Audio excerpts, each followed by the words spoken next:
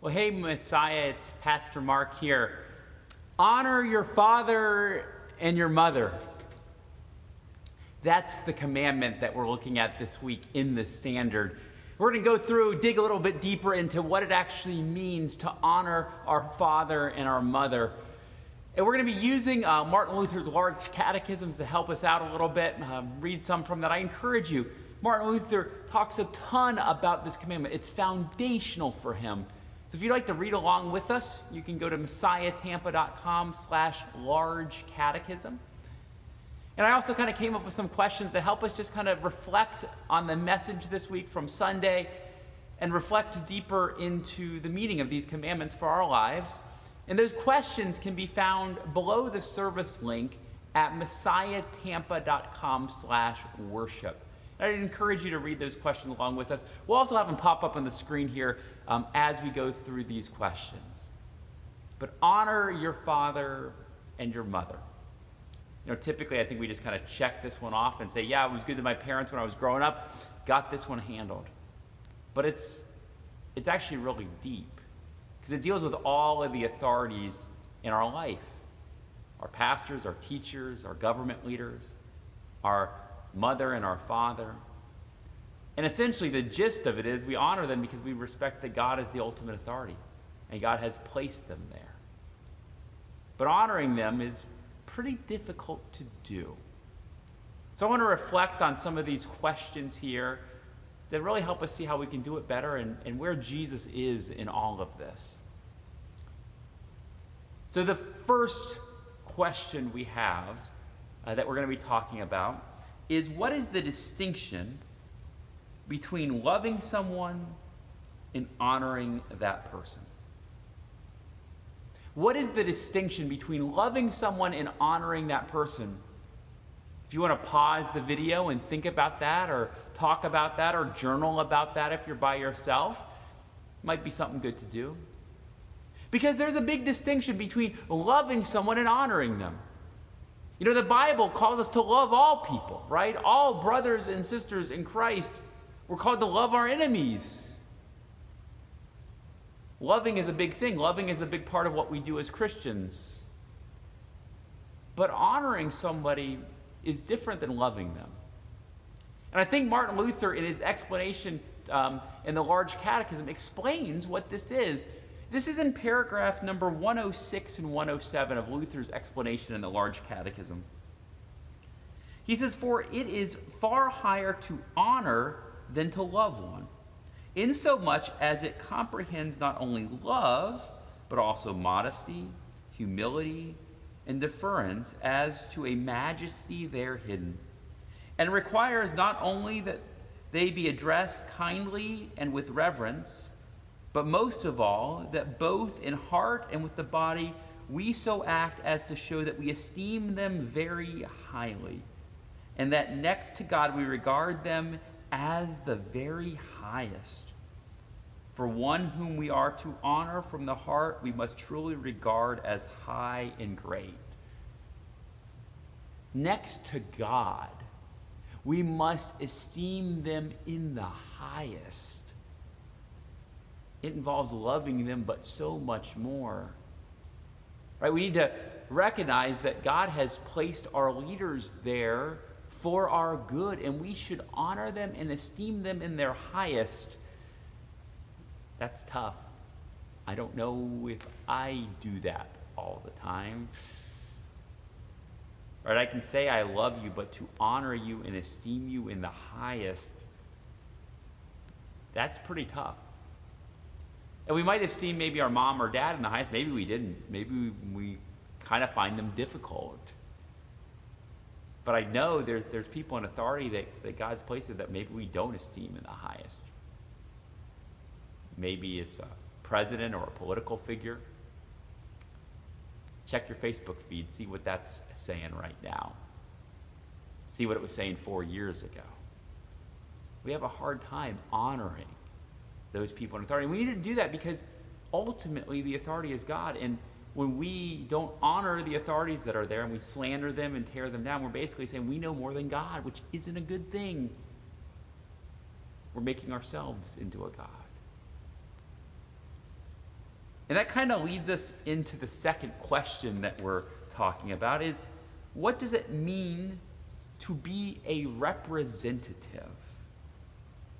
And how are parents God's representatives in their families? You might take a few moments and talk about this. What does it mean to be a representative? And how are parents God's representatives in their families? So what does that mean?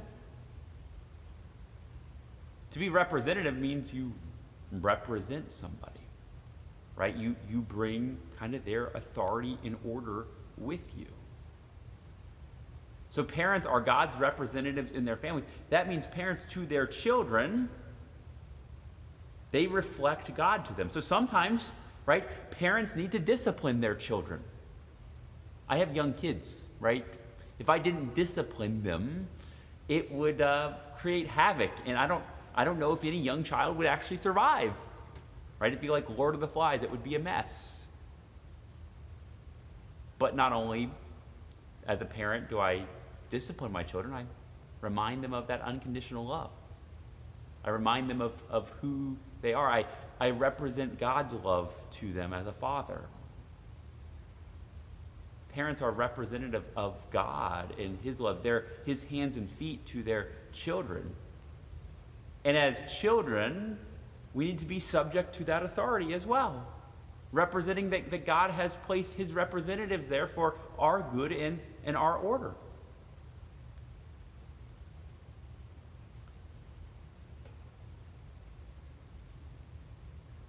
So let's continue on with the next question. This is from Ephesians chapter 6, verses 1 through 9, which reads, "Children, obey your parents and the Lord, for this is right. Honor your father and your mother. This is the first commandment with a promise, that it may go well with you and that you may live long in the land. Fathers, do not provoke your children to anger, but bring them up in the discipline and the instruction of the Lord. Bondservants, obey your earthly masters with fear and trembling, with a sincere heart as you would Christ, not by the way of eye service as people pleasers, but as bondservants of Christ. Do the will of God from the heart, rendering service with a good will as to the Lord and not to man, knowing that whatever good anyone does, this he will receive back from the Lord, whether he is a bondservant or is free. Masters, do the same to them and stop your threatening, knowing that he who is both their master and yours is in heaven, and that there is no partiality with him." That's Ephesians chapter 6. So he says this is the first commandment with a promise. What is the promise attached to this commandment here? He says that it may go well with you and you may live long in the land. The promise is, as you honor your father and your mother and you submit to those authorities above you, it will go well with you and you will live long in the land. Right? It will go well with you means things are going to be good. Right? Your life is going to improve. And think about that. It makes sense. Right? If you're constantly going up against the authorities in your life, you're always going to be angry. They're always going to be angry at you. But if you have a boss that you really don't like that much, but you honor them, right? You serve them, you do your job well, it's going to be a lot better for you too.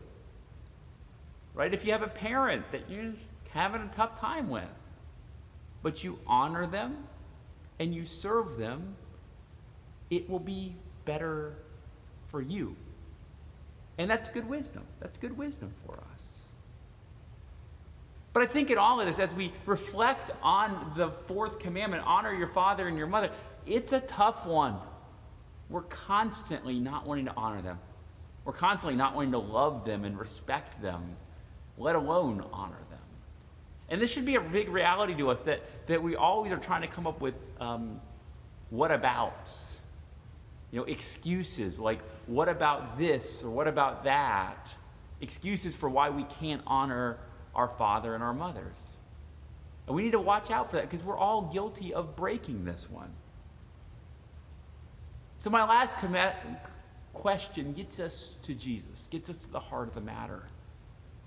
How does Jesus fulfill this commandment, and what does that mean for you? How does Jesus fulfill this commandment, and what does that mean for you?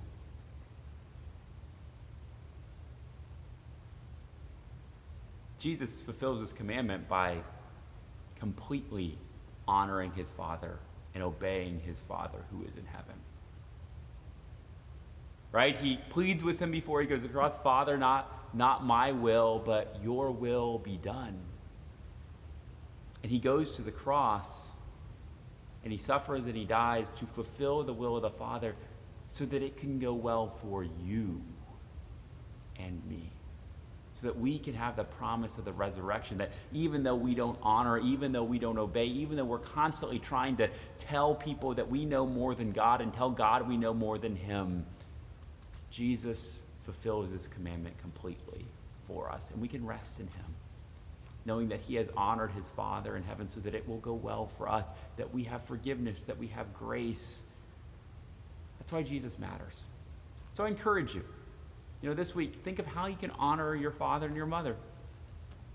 How can you honor those people who are above you? It will go well for you.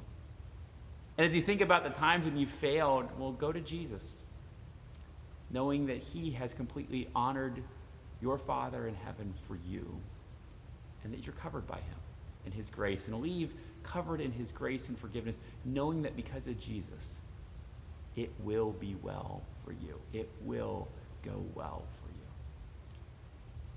All right, we'll catch you next week as well as we talk about the next couple commandments next week. I hope to see you online this Sunday or in person this Sunday and on one of these devotions next week. You guys have a great week, and God's peace be to you.